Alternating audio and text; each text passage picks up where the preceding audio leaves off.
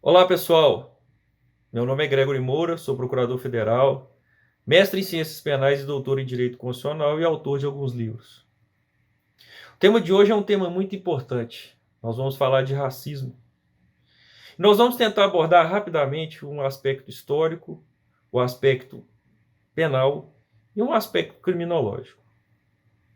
É interessante notar que o ano de 2020, em pleno século XXI, ficou marcado por um histórico racista.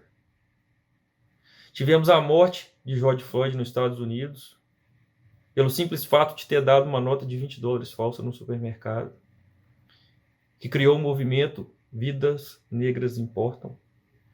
Tivemos professoras no sul do país que foi acusada de furto por ser negra, mortes, injúria racial de jogador, no exterior injúria de jogadores também e de técnicos em campeonatos de futebol. Ou seja, é preciso que nós trabalhemos esse tema sobre esses três aspectos. É importante lembrar que nós vivemos um racismo estrutural. O racismo estrutural é o conjunto de práticas e formações que tem relação institucional, histórica, cultural e interpessoal. Esse racismo estrutural prejudica o acesso e as oportunidades da pessoa negra a empregos, a oportunidades e a inserção econômica e gera, portanto, exclusão social. É importante lembrar, e se formos analisar no aspecto histórico, desde a Lei Eusébio de Queiroz, em 1850, a Lei 581, nós temos uma proibição da repressão do tráfico negreiro, proibindo a entrada desses negros, que geravam um lucro de 500% e que tinham 25% de mortes só no transporte desses negros para o Brasil. As pessoas negras africanas sofreram muito. Pra vocês terem uma ideia, de 1801 a 1805, tivemos 117 mil pessoas negras africanas escravizadas no país através da ideia de tráfico negreiro. Essa lei veio acabar com o tráfico, apesar de termos dados historiadores que falam que esse tráfico continua e aumentou.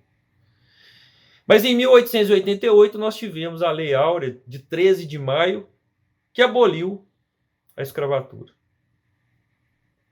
Pelo menos sobre o aspecto formal, nós tivemos essa abolição, apesar de termos demorado anos para resgatar o negro e inseri-lo socialmente. Talvez até hoje nós não tenhamos conseguido reparar esse dano. Sobre o aspecto penal, é importante lembrar e distinguir a injúria racial do crime de racismo. A injúria racial está prevista no Código Penal, no seu artigo 141, parágrafo 3º.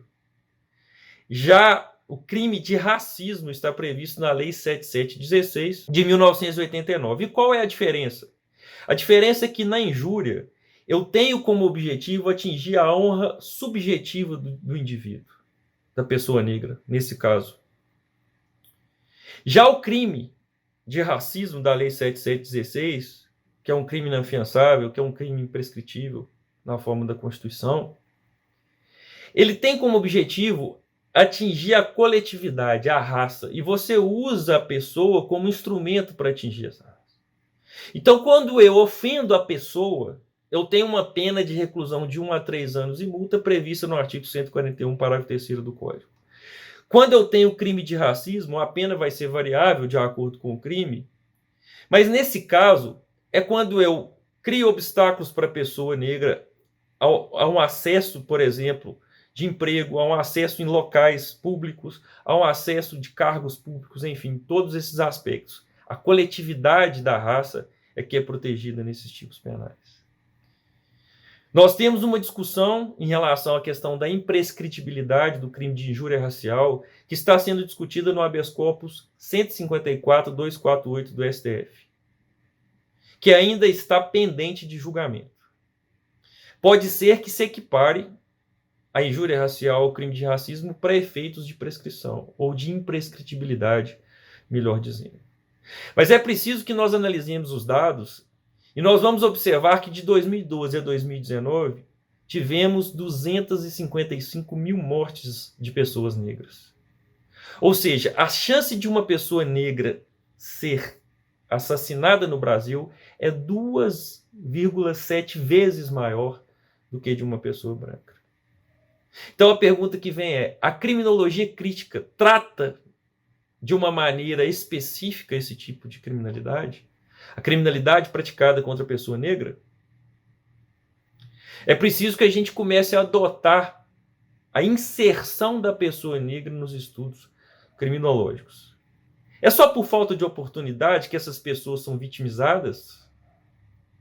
Ou eu tenho um resgate da bioantropologia desde a época do Lombroso e que gera um resquício nesse direito penal do autor, criando um estereótipo e uma rotulação de um etiquetamento da pessoa negra como o verdadeiro cliente do sistema criminal, já que 65% ou mais das pessoas que estão encarceradas no Brasil são de origem negra ou parda. Então é preciso repensar essa academia branca que cria teorias, inclusive teorias criminológicas, o que alguns autores chamam de branquidade da produção científica, para trazer um estudo mais focado e com um viés nessa ideia da proteção do negro, que é um ser humano como qualquer outro e merece proteção e dignidade.